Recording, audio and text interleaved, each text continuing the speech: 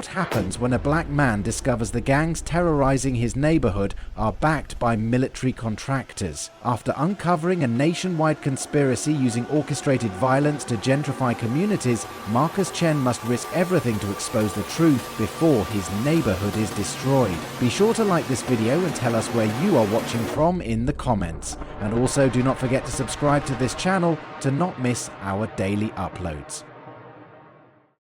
Marcus Chen stood at his apartment window, fingers drumming against his coffee mug as he watched another family load their belongings into a U-Haul truck.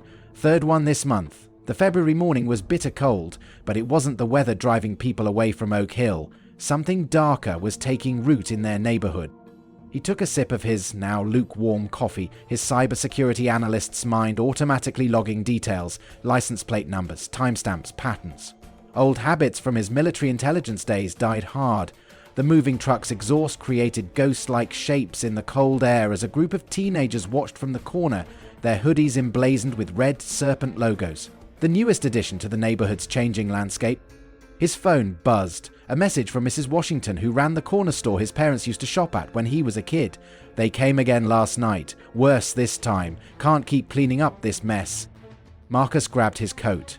The walk to Washington's market took exactly 7 minutes. He'd timed it countless times during his morning coffee runs. But today, the familiar route felt different. New tags marked territory on brick walls, fresh paint still glistening in the morning light. The messages weren't just random graffiti, they were warnings, claiming streets that had been peaceful for decades. The store's windows were covered in hateful slurs and threats. Mrs. Washington, a 67-year-old pillar of the community, stood outside with a bucket and sponge, her hands shaking slightly as she tried to erase the evidence of last night's violence. "Let me help," Marcus said, taking the sponge from her weathered hands. "Have you called the police?" 3 times this month. Her voice carried the weight of resignation. "They take reports. Nothing changes." As Marcus worked on removing the graffiti, he noticed a security camera above the door, or what was left of it. The wires had been cut, cleanly, professionally. This wasn't random vandalism by street thugs. Someone with training had disabled the camera before the attack.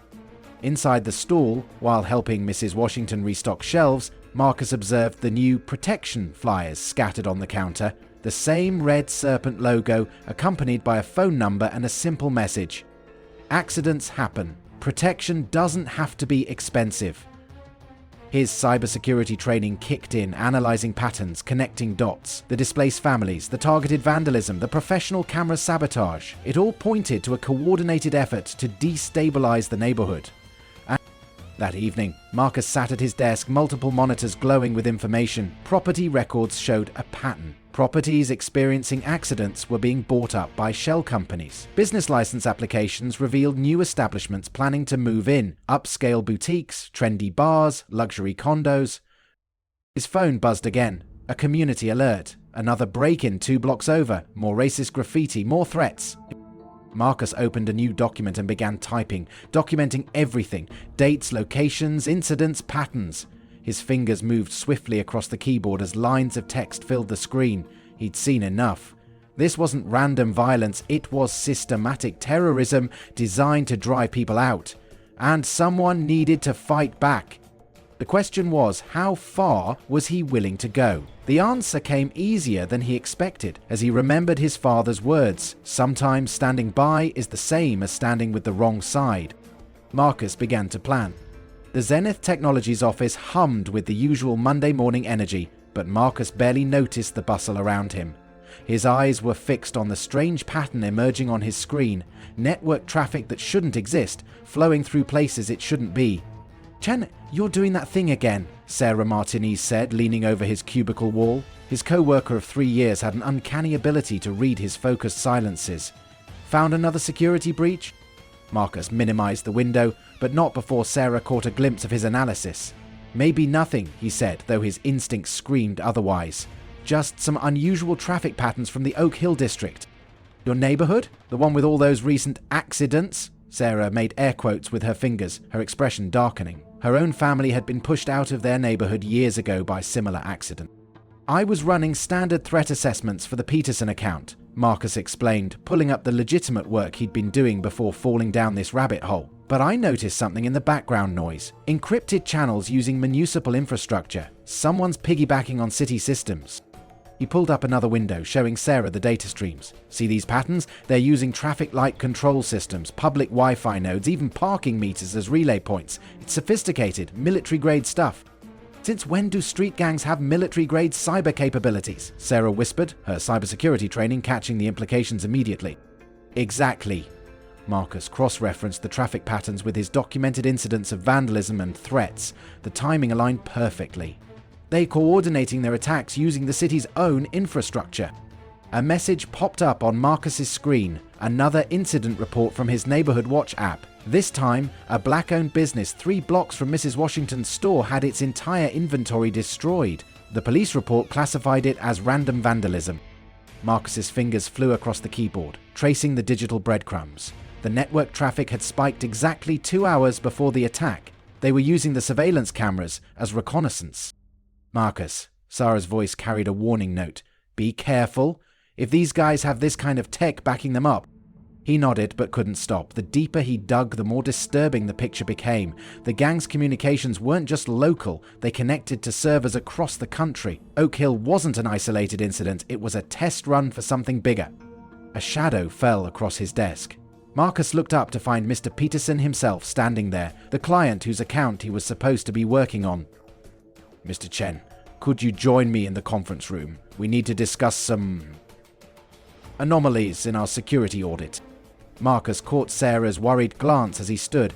Had they noticed his off-books investigation? Had he triggered some surveillance system? His mind raced through the digital trails he might have left. Of course, Mr. Peterson, he said calmly, quickly sending his findings to his private encrypted server. If this went badly, at least there'd be a record.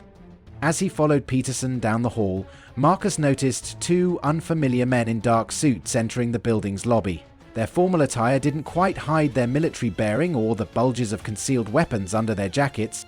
The pieces clicked. He wasn't the only one who'd been watching, and he'd just stumbled onto something much bigger than neighborhood gangs.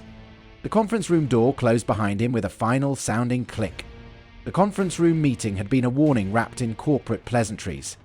We value your initiative, Mr. Chen, but perhaps focus on the assigned security protocols.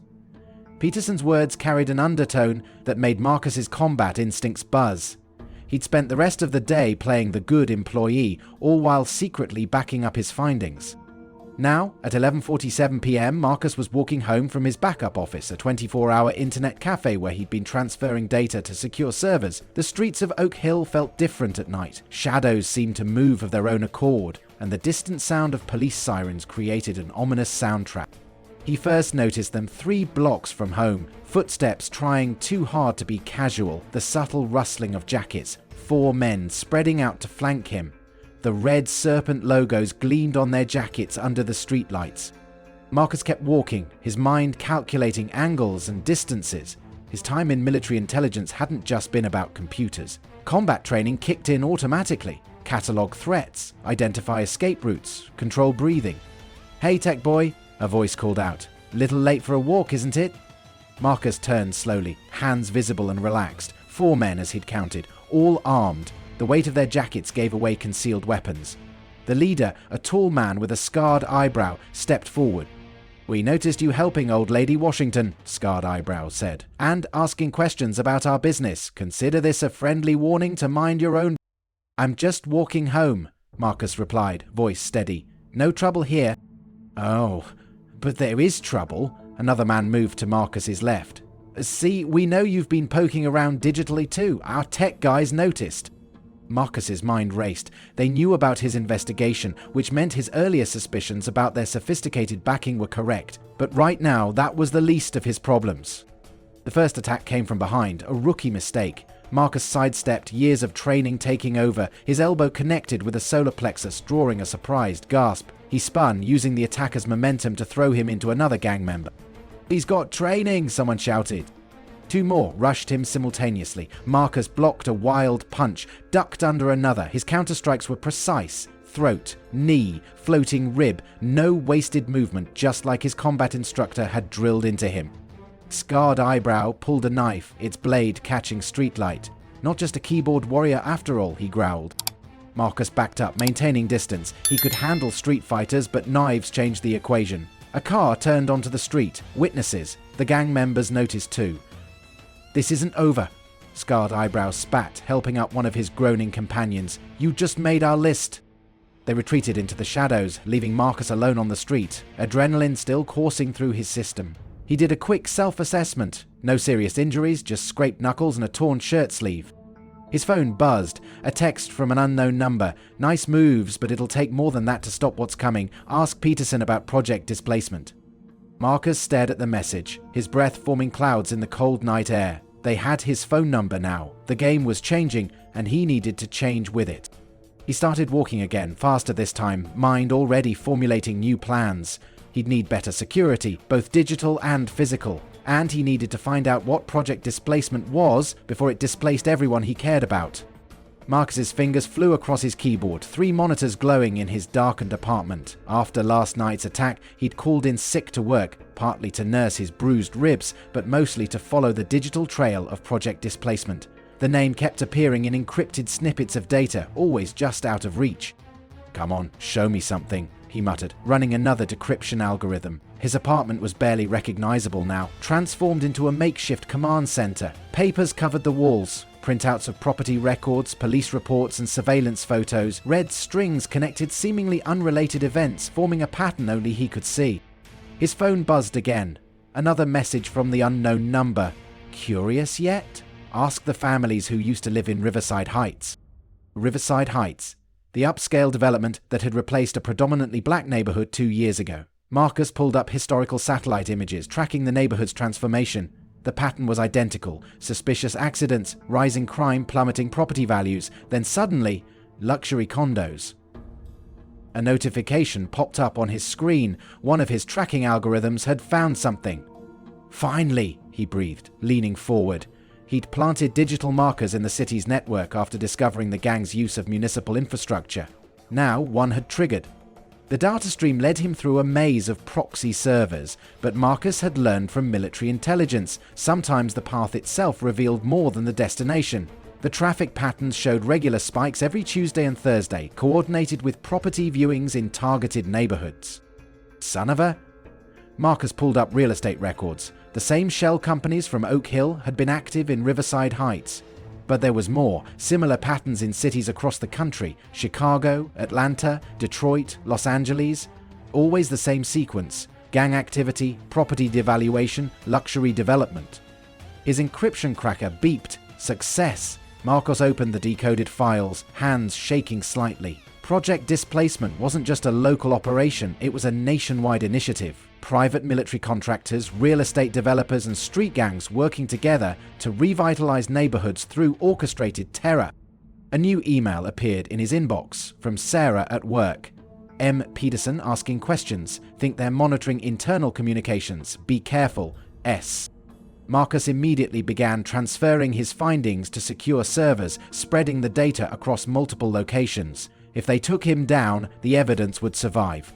His screen flickered. Warning messages flooded his terminal. Someone was trying to breach his defenses. Marcus's hands became a blur, countering the attack. These weren't street thugs, these were professional hackers. Not today, he growled, implementing countermeasures. He'd prepared for this, setting up honeypot servers to mislead attackers, but they were good, adapting quickly to his defenses. A new message appeared. Last chance to walk away, Mr. Chen. Not everyone did. Marcus's blood ran cold as an image loaded. A news article from 6 months ago. A tragic accident involving a journalist investigating real estate fraud. Car brakes mysteriously failed. The attack intensified, probing his digital fortifications. Marcus fought back, rerouting attacks, planting false trails, but he knew he couldn't keep this up forever. He needed help, and he needed to take the fight beyond the digital realm. His phone buzzed one final time. Tuesday, 3 p.m., Washington's Market. Bring what you've found. Maybe we can help each other. Marcus stared at the message, weighing his options. It could be a trap. But as his monitors lit up with more attack warnings, he realized he was running out of choices. Time to see just how deep this rabbit hole went. Marcus arrived at Washington's Market 15 minutes early, scanning the street from inside his car. The store was quiet, too quiet. Mrs. Washington's familiar "open" sign was dark, unusual for a Tuesday afternoon. His combat instincts tingled, but the message had been clear. This was his best shot at finding allies. At exactly 3 p.m, a teenage girl knocked on his window, startling him. She couldn't have been more than 16, wearing a school uniform from Oak Hill High. "Monsieur Shan, follow me and leave your phone in the car." Marcus hesitated, then complied, slipping his backup drive into his jacket pocket instead. The girl led him through the store's back entrance and down into a basement he hadn't known existed. The space had been converted into what looked like a command center, albeit a makeshift one. Maps covered the walls, multiple computers hummed, and 4 people turned to face him as he entered. He advanced to the kitchen and sat down. "Welcome to the Resistance," said a familiar voice. Mrs. Washington stepped forward, but this wasn't the same woman who'd been helplessly cleaning graffiti. Her posture was military, straight, her eyes sharp and calculating. "Or what's left of it." "You're..." Marcus started.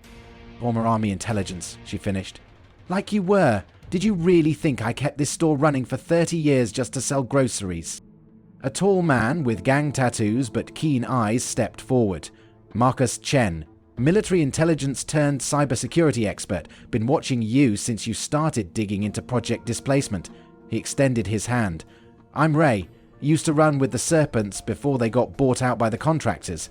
"James Chen's son," added a woman working at one of the computers. "Your father was helping us before the accident last year." Marcus's world tilted. "My father's car crash? That wasn't an accident?" "He found the same pattern you did," Mrs. Washington said softly. "But he didn't have your cyber skills. We've been waiting to approach you, but you moved faster than we expected." The teenager who'd led him in spoke up. "They killed my brother too. Made it look like gang violence." Her voice was hard. "I'm Maya. I map their movements, track their patterns." "But we're a network," Ray explained. "Ex-gang members, former military, journalists, regular people who've lost everything to Project Displacement. We've got cells in every city they've targeted." Marcus absorbed this, connecting dots. "The message about Riverside Heights." "That was me," said the computer woman. "I'm Lisa, former NSA analyst. We needed to point you in the right direction." "We've been gathering evidence for months," Mrs. Washington continued, "but we need someone with your skills to put it all together. Someone who can fight both digitally and physically." A new text appeared on the main screen. Another neighborhood was being targeted, somewhere in Detroit. "We're losing this war," Ray said bluntly. "They've got military backing, corporate money, and street muscle. We've got..." He gestured around the basement. "This." Marcus looked at each face in turn. Mrs. Washington's determination, Ray's street wisdom, Maya's raw pain, Lisa's technical expertise. He thought of his father, of all the families driven from their homes, of the violence masked as progress. "What's the plan?" he asked. Mrs. Washington smiled grimly. "That depends. How good are you at turning their own weapons against them?" The attack came at midnight. Marcus was still at his desk, coordinating with Lisa on encrypting their evidence when his monitors went dark. Not just the screens, everything. His entire apartment complex lost power. "Amateur move," he muttered, reaching for his backup generator. But then he heard it, multiple footsteps on the fire escape. They'd used the blackout as cover. His phone buzzed one last time. Should've. Walked away. Chen. Marcus grabbed his go bag, prepared after meeting the resistance, and moved silently through his apartment. Mrs. Washington had drilled their evacuation protocols into him. 15 seconds to disappear. The footsteps were getting closer. Glass shattered in his living room. Smoke grenade. They were professionals this time, not street thugs. Marcus pulled on his gas mask and activated his phone's panic protocol, sending emergency signals to the resistance network. 2 figures breached through his window, wearing tactical gear. Marcus didn't hesitate. He threw his backup drive at the first one's face, a distraction, then launched himself at the second. His elbow found a throat, followed by a knee to the groin. The first attacker recovered, drawing a weapon, but Marcus was already moving. He caught the gun hand, twisting violently. Bones cracked. The weapon clattered to the floor as Marcus drove his forehead into his attacker's nose. But more were coming. "Target's resisting," he heard someone say through tactical comms. "Initiating Protocol 0. Marcus dove through his bathroom window just as the first explosion rocked his apartment. They weren't here to capture him, they were here to eliminate him and all his evidence. The fire escape groaned under his feet as he descended. Gunshots sparked off metal around him. But he'd prepared for this, mapped every escape route. 3 stories down, 2 blocks east to the first safe house. His phone vibrated. Lisa's emergency code. He'd set up deadman switches on his servers. If he didn't enter a code every 12 hours, everything would automatically upload to news outlets worldwide. They couldn't kill him without exposing themselves. More explosions above. They were destroying every piece of evidence in his apartment, but they didn't know about Mrs. Washington's basement command center or the other resistance cells. Marcus hit the ground running as sirens wailed in the distance. A black SUV screeched around the corner. Hostiles. He cut through an alley, vaulting a fence. His military training mixed with urban survival skills Ray had taught him. His earpiece crackled. Ray's voice. Safe house compromised. They hit 3 resistance locations simultaneously. Head to backup point Charlie. Marcus changed direction, mind racing. They'd been ready for this, but the scale of the attack meant something worse. They'd been infiltrated. Someone in the resistance had talked. Another explosion lit up the night. Mrs. Washington's store. Marcus's heart clenched, but a voice came through his earpiece. I'm clear, but they're burning everything. All our hard evidence. Not everything, Marcus panted as he ran. Remember the deadman switch. They can kill us, but the truth still gets out. Get to the backup point, Ray commanded. Lisa's satellite data shows they've got teams covering all major exits from Oak Hill. They're hunting everyone connected to you. Marcus touched the scar on his knuckles from his first fight with the gang. Then let's show them what it means to be hunted. Backup point Charlie turned out to be an abandoned subway maintenance tunnel. 3 days after the attack, Marcus sat surrounded by salvaged equipment, his fingers dancing across a keyboard while Ray and Maya stood guard. The network security is evolving, Lisa's voice crackled through a secure line. They've added quantum encryption to their core communications. Good thing we're not attacking their core, Marcus replied, injecting his code into their lower priority systems. Sometimes the best way in is through the back door. The plan was elegant in its simplicity. While Project Displacement expected them to target their main operations, Marcus had discovered their weakness. They relied on local gangs for muscle. And gangs relied on street-level communications. Maya, status on the surveillance. Mrs. Washington's voice was steady despite her injuries from the store explosion. Target is approaching checkpoint 3, Maya reported, watching thermal imaging feeds they'd hijacked from police drones. Right on schedule. On Marcus's screen, a text conversation appeared between gang members. He'd spent days crafting this hack, making it look like rival gangs were moving against the Serpents, all while tracking their responses. They took the bait, Ray confirmed, watching through a modified scope. Serpent leadership is calling an emergency meeting. All the key players will be there. Marcus allowed himself a grim smile. Time for phase 2. Lisa, broadcasting now. Across the city, carefully crafted evidence began appearing on gang members' phones. Doctored photos showing their leaders meeting with police. Fake bank statements suggesting embezzlement. Trust was about to become a rare commodity among the Serpents. Multiple vehicles approaching the meeting point, Maya reported, including 2 black SUVs matching Project Displacement's signature. Perfect! Marcus activated his next script. Every traffic light around the meeting location turned red. Police patrol routes subtly manipulated by Lisa's algorithms converged on the area. Remember, Mrs. Washington warned, we're not trying to take them down directly, we're making them fight each other. The plan worked better than they'd hoped. Within hours, the Serpents were fractured. Accusations of betrayal flew. 3 separate factions claimed leadership. Project Displacement's carefully constructed street operation was eating itself alive. But Marcus knew better than to celebrate early. He kept typing, planting more seeds of discord while extracting valuable data during the chaos. Marcus.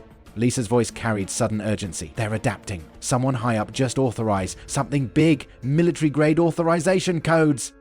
Ray's tactical experience kicked in. They're going to cut their losses, eliminate the compromised assets. Maya, get me eyes on the meeting location, Marcus commanded. The thermal feeds showed a new pattern of movement. The gang members were being herded, channeled into kill zones by the very security forces that had backed them. They're going to massacre them, Mrs. Washington realized. Clean up all the loose ends at once. Marcus faced a split-sec decision. These gang members were criminals, had terrorized his neighborhood. But a massacre would also kill any chance of exposing Project Displacement's true nature. His fingers flew across the keyboard. Lisa, I need control of every fire alarm, sprinkler system, and emergency alert within 10 blocks. Ray, Maya, get ready to move. We're going to give them a different kind of chaos. You're going to save them? Maya asked, surprised. No, Marcus replied, launching his command sequence. I'm going to give them a chance to save themselves, and in the process we're going to get what we really need, witnesses. Marcus knew something was wrong the moment they returned to the tunnel. The air felt different, and a terminal was active that should have been dark. His military instinct screamed danger, but Lisa's voice was already coming through their comms. Operation successful. 37 gang members escaped the kill zone. 15 already willing to testify about Project Displacement's involvement. Too many loose ends, a new voice said. Marcus spun around to see Sarah, his co-worker from Zenith Technologies, stepping out of the shadows. She held a military-grade pistol with the casual confidence of someone who'd used one before. Hello, Marcus. Quite an operation you've built here. Ray moved to draw his weapon, but Sarah's next words froze him. I wouldn't. Snipers have this location mapped. One wrong move and this little resistance ends now. Marcus's mind raced, reconstructing events. You were the one who warned me about Peterson. You guided me to this. And to make sure you found exactly what we wanted you to find. Sarah's professional mask had vanished, replaced by cold efficiency. You were always the perfect target, skilled enough to uncover our operation, predictable enough to want to fight it. She's locked me out, Lisa's panic voice came through the comms. All our backup servers, they're gone. Mrs. Washington's voice was tight with rage. You helped us build those servers. I helped you build a trap, Sarah corrected. Every piece of evidence you've collected has been feeding directly to Project Displacement's analysts. We know every contact, every safe house, every contingency plan. Maya stepped forward, but Marcus caught her arm. He'd seen the red dots appearing on chests. The snipers were real. Marcus demanded. You've seen what they're doing to these neighborhoods, to innocent people. Because chaos requires order, Sarah replied. These neighborhoods, these communities you're trying to protect, they're standing in the way of progress. The world's changing, Marcus. We're just helping it change faster. A message flashed on Marcus's remaining screen. The dead man's switch was being systematically dismantled. Their final failsafe, gone. Your father understood eventually, Sarah added, watching Marcus's face. Right before his accident, he realized some changes can't be stopped, only managed. Marcus's fists clenched. You killed him. We gave him a choice. The same choice I'm giving you now. Sarah lowered her weapon slightly. Your skills are impressive. Project Displacement could use someone like you, helping guide the change instead of fighting it. Like you're guiding it, Ray spat, by murdering innocent people. By removing obstacles, Sarah corrected, efficiently and permanently. The tunnel felt smaller, the air thicker. Marcus looked at his allies. Mrs. Washington's defiant stance, Ray's contained fury, Maya's trembling determination, all the evidence they'd gathered, all their plans, compromised from the start.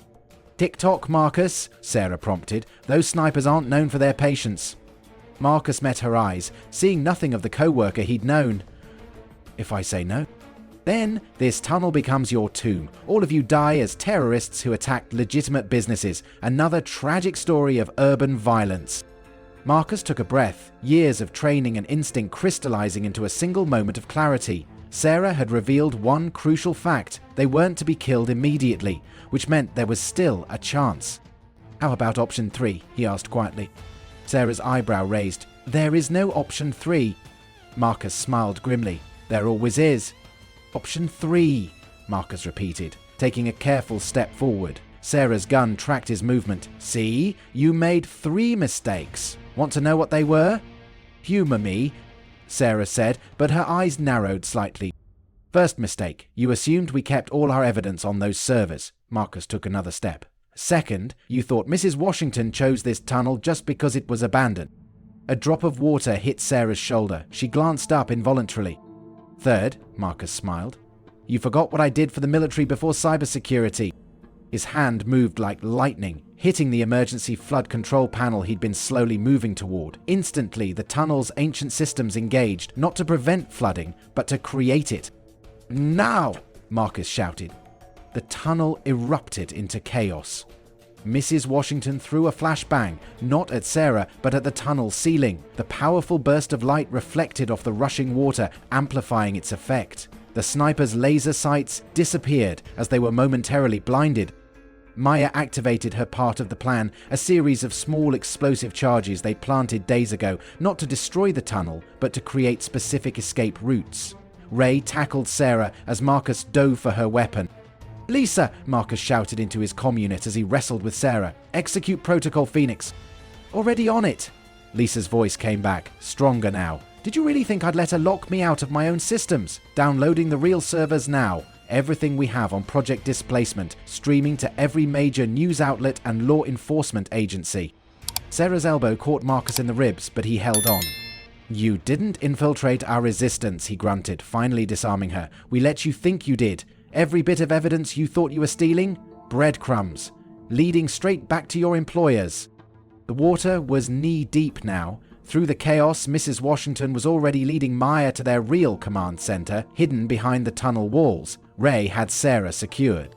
You can't stop this, Sarah spat, blood trickling from her lip. Project Displacement has government backing, military contracts. Past, Marcus corrected. Past tense. While you were busy tracking our decoy servers, we were following the money. Every shell company, every corrupt official, every military contract. By now, it's all public. More explosions rocked the tunnel. Project Displacement's strike team trying to breach their position, but they were too late. The evidence was out, and the team was already disappearing through their escape routes. You have one chance, Marcus told Sarah as Ray pulled her toward their exit. Tell us everything, testify against them, and maybe you survive what's coming. She laughed bitterly. They'll kill me. We're not them, Marcus replied, checking the tunnel one last time. That's the difference you never understood. As they escaped into the maze of maintenance tunnels, Marcus activated his final surprise, a complete blackout of Oak Hill's power grid. In the darkness, they were ghosts, impossible to track or trace. Welcome to our world, he whispered. No more systems to hide behind, no more shadows to operate from, just the truth, coming for everything you built. The real war was just beginning, but for the first time, Marcus knew they could win. The warehouse looked abandoned from the outside, but inside it hummed with activity. 2 weeks after the tunnel incident, Marcus stood before a wall of screens, each showing faces from different cities. Other victims of Project Displacement now turned warriors. Chicago reporting in, a gruff voice announced. 3 more neighborhoods targeted this week. They're accelerating their timeline. Same in Atlanta, another voice added. But we've got something new. They're using private military contractors now, professional hit teams. Marcus nodded, studying the data flowing across his screens. After Sarah's capture and the release of their evidence, Project Displacement had gone into overdrive, trying to complete their operations before they could be stopped. They're desperate, Mrs. Washington observed, her arms still in a sling from the tunnel fight. Desperate people make mistakes. Or they become more dangerous, Ray countered, pulling up surveillance footage. Look at this, Detroit last night. The video showed a military-style assault on a community center. Clean, professional, devastating. No gang members this time, just trained killers. They're done pretending, Lisa's voice came through the secure channel. No more using local gangs as cover. This is open warfare. Maya, who'd proven herself an expert at pattern recognition, pointed to a map. They're not just targeting black neighborhoods anymore. Any community that resists gentrification is fair game. Latino, Asian, working class white, they don't care about race now, just profit. Marcus activated his encryption protocols before speaking to the network. That's why we're here. Each of you has lost something to them. Now it's time to take it back. He shared his screen, showing their new offensive. We've identified their command structure, 22 key executives, 15 shell companies, 7 private military contractors. Thanks to our friends in Chicago, we've traced their money through cryptocurrency back to the source. What about Sarah? Someone asked. Singing like a bird, Ray grinned. Amazing what a conscience can do when it's properly motivated. Marcus pulled up another screen. She gave us something interesting. Their playbook. Every city, same pattern. First, they compromised local officials, then manufactured crime waves, finally, forced buyouts or accidents for those who won't sell. We've seen the pattern, Atlanta replied. How do we stop it? By turning their weapons against them, Marcus explained, sending encrypted files to each cell. Lisa's developed an AI that can predict their next targets. Ray's contacts in the gang world are spreading the truth about Project Displacement's betrayals. Mrs. Washington's military connections are identifying their mercenaries. And most importantly, Maya added, we're connecting their victims. Every neighborhood they've hit, every family they've displaced, all linked, all sharing intelligence. A new alert flashed, motion sensors triggered outside the warehouse. Speaking of which, Marcus said, checking the security feeds. Looks like they found us. Right on schedule. All units, Mrs. Washington commanded. Initiate Protocol Hydra. Remember, if they hit one of us... They'd deal with all of us, the network responded in unison. Marcus closed his laptop, nodding to his team. They'd planned for this, prepared for it. Project Displacement thought they were hunting scattered resistance cells. Instead, they'd walked into a unified army. Let's show them what real community defense looks like. The warehouse erupted into coordinated motion. As Project Displacement's forces approached, Marcus's team executed their trap with military precision. 3 tactical teams, Ray reported from his sniper position. Standard PMC formation, they're good.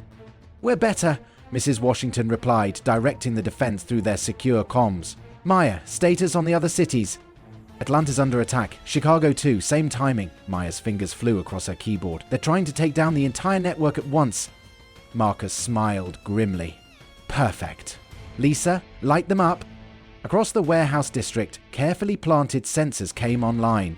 Every security camera, every wireless signal, every radio frequency, all feeding data to Lisa's command center.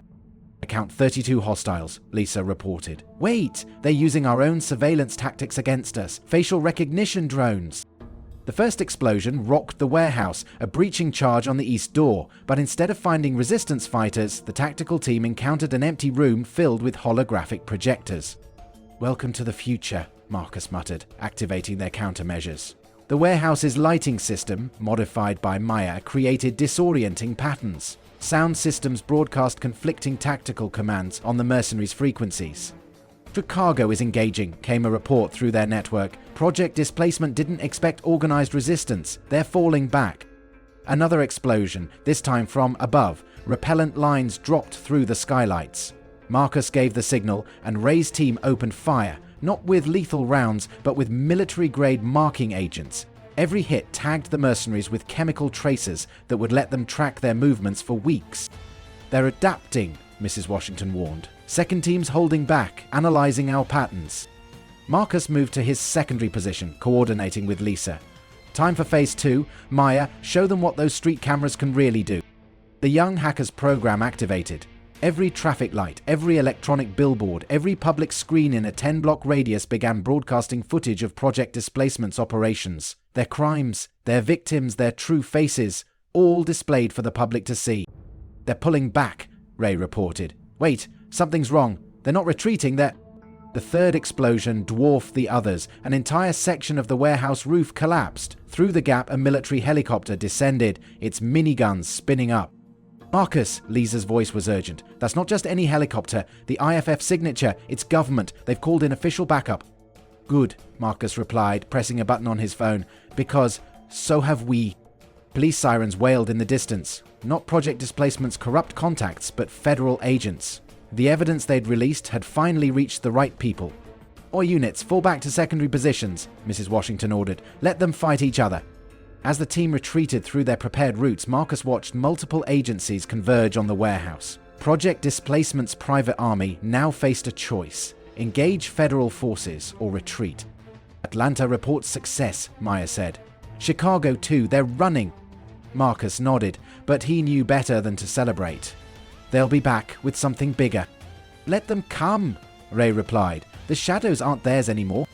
The helicopter retreated, its mission compromised. Below, federal agents secured the area, finding enough evidence to justify a full investigation. Phase 1 was complete, but the real war was just beginning. They're burning everything, Lisa's voice crackled through the emergency channel. Every server, every record, every trace of their operation, it's a digital scorched earth campaign. Marcus watched his screens as Project Displacement's desperate purge spread across networks nationwide. After the warehouse battle, they'd gone into full panic mode, trying to erase their existence before federal investigators could piece it all together. Let them burn it, Marcus replied, his fingers dancing across 3 keyboards simultaneously. They don't know about the quantum backup. The quantum backup had been Lisa's masterstroke. Data stored in entangled particles, impossible to detect or destroy. Every file Project Displacement thought they were erasing was being duplicated in real time, creating an unbreakable chain of evidence. Multiple breaches detected, Maya shouted. They're hitting every resistance cell simultaneously, some kind of new AI system. Marcus's screens filled with alert windows. Project Displacement had deployed something unprecedented, a military-grade artificial intelligence designed to hunt and destroy digital resistance. Chicago's down, came a panicked voice. "They've locked us out of everything. Power grid, traffic systems, emergency services." "Atlanta too," another voice added. "They're using our own infrastructure against us." Mrs. Washington leaned over Marcus's shoulder, her military training assessing the digital battlefield. "They're not just erasing evidence. They're trying to trigger a nationwide blackout, create enough chaos to cover their escape."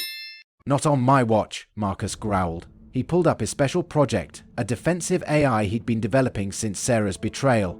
"Lisa, Maya, initiate Protocol Omega. Ray, get our physical defenders ready. This is going to get rough." The first wave hit their systems like a digital tsunami. Project Displacement's AI was sophisticated, adapting to their defenses in real time. But Marcus had anticipated this, had built his system specifically to counter such an attack. "They're in the power grid," Maya reported. "Substations are overloading across 3 states."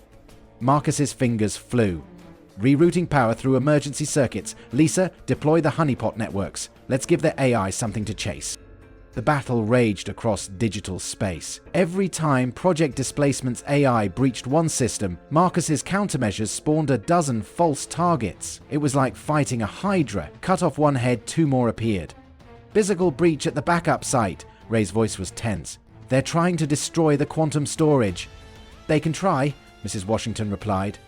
The sound of gunfire echoed through the comms. "Nobody gets past my team."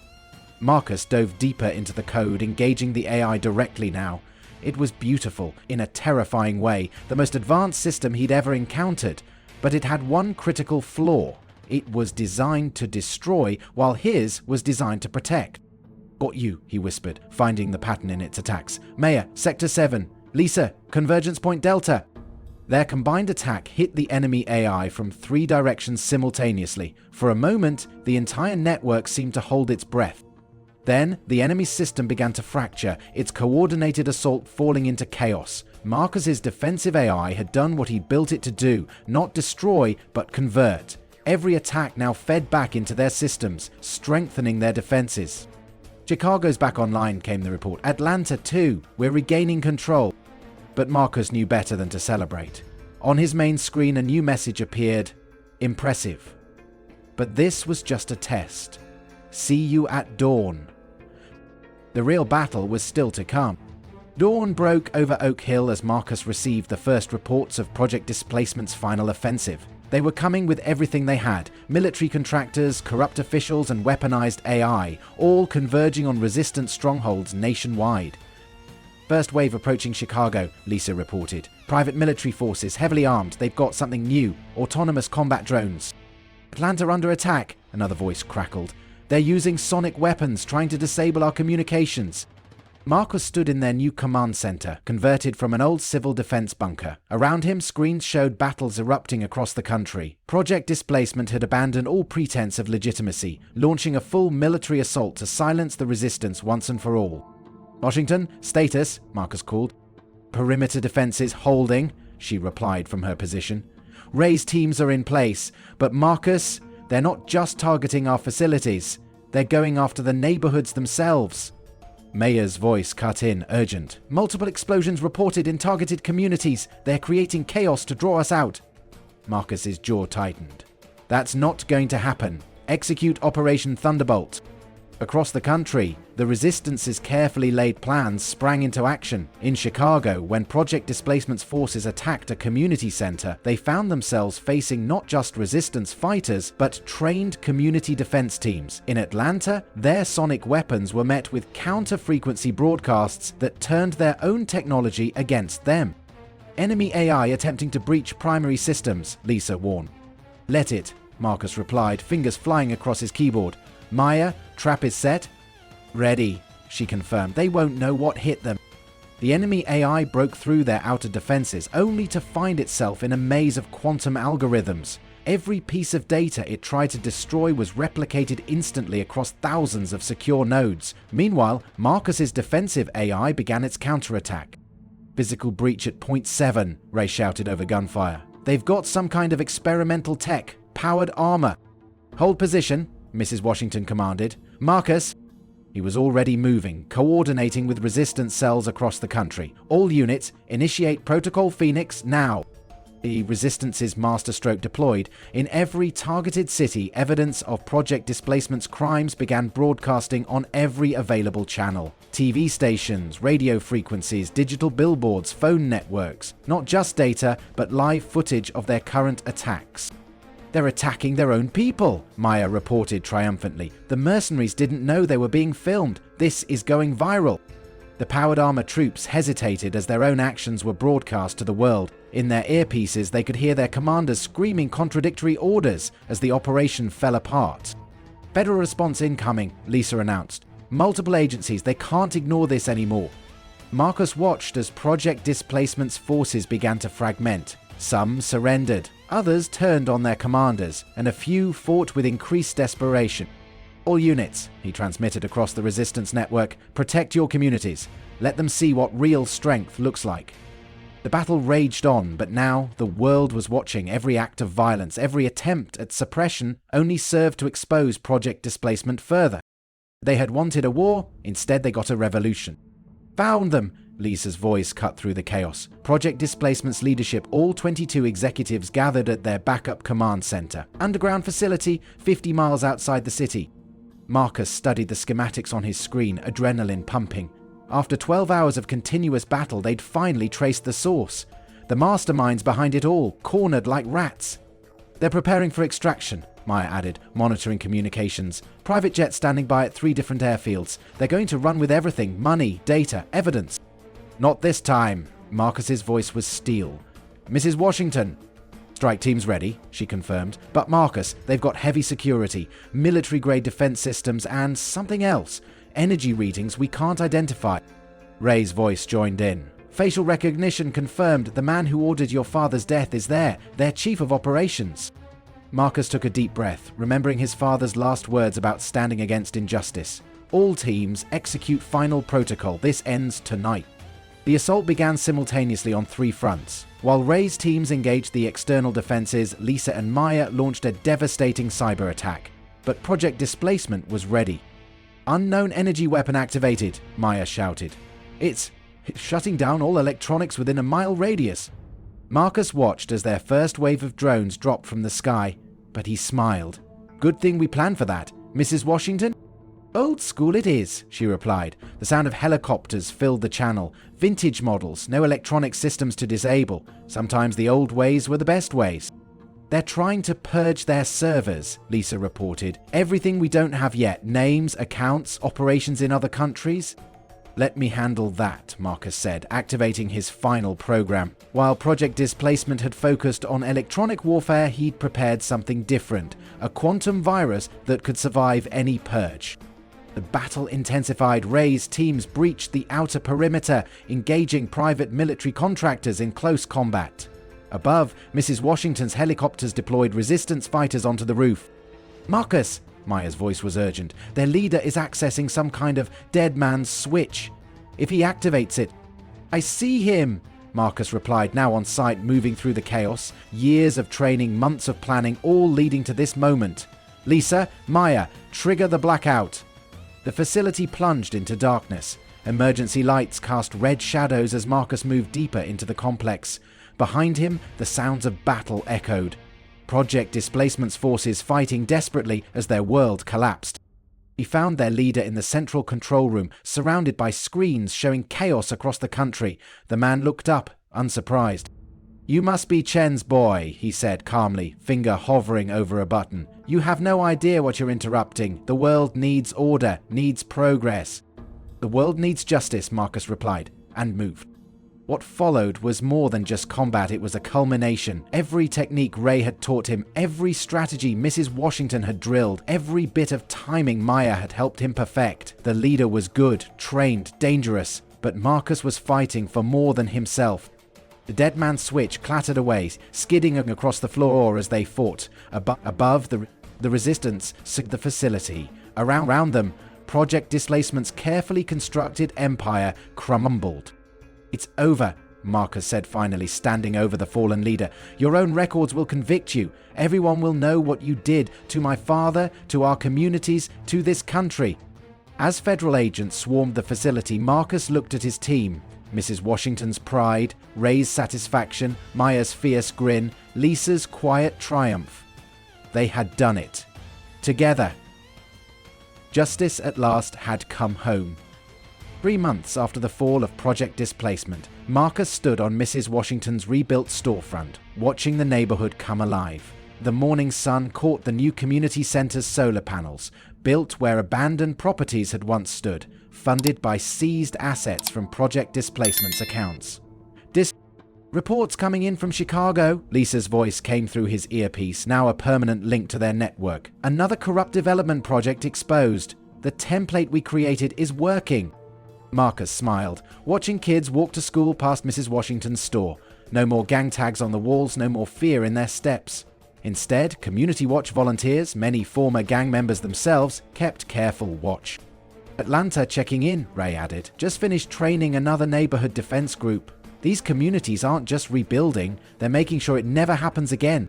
Inside the store, now expanded into a community hub, Maya sat surrounded by screens. She'd turned her hacking skills to protection, developing systems to detect and prevent predatory development schemes before they could take root. 6 more cities have adopted our early warning network, she reported proudly. Every attempted displacement operation gets flagged and exposed before it can start. Mrs. Washington, her store now a symbol of resistance turned triumph, handed Marcus a coffee. "Your father would be proud," she said softly, "not just of taking them down, but of what we built after." The evidence they'd seized had done more than just convict Project Displacement's leadership. It had exposed similar operations nationwide, leading to new laws against predatory development and community displacement. The quantum database they'd created now served as a template for community defense networks across the country. "Bedrock Task Force is requesting our input again," Lisa chimed in. "They're serious about implementing the protection protocols we designed." Marcus watched as a former Serpent gang member helped an elderly resident with her groceries. The same young man who'd once terrorized the neighborhood now helped protect it. Second chances made real. "New development proposal for the East Side," Ray reported. "But this time they're doing it right. Community oversight, local hiring requirements, anti-displacement guarantees. Our watchdog programs are working." A notification popped up on Marcus's phone, another neighborhood reaching out for help setting up their own defense network. The revolution hadn't ended with Project Displacement's fall. It had evolved into something more powerful, communities learning to protect themselves. "We've got work to do," Marcus said, finishing his coffee. "Maya, start mapping the new requests. Lisa, share our updated protocols. Ray, see if any of your trainees want to help with the setup." "Already on it," they responded in unison. Mrs. Washington smiled. "The best revenge isn't just winning the war," she said, echoing what had become their motto. "It's building something better from the ruins." Marcus nodded, thinking of his father, of all they'd lost and gained. Project Displacement had wanted to destroy communities. Instead, they'd forced those communities to become stronger, more unified, more resilient. As he walked into the store to start another day's work, Marcus caught his reflection in the window. He saw not just himself, but all they'd become. Protectors, builders, teachers. The shadows had tried to swallow them, but they'd turned on the lights instead. The war was over. The real work, the good work, was just beginning. That brings us to the end of this story. If you love to hear more stories like this, be sure to like this video and click that subscribe button for daily uploads. See you next time.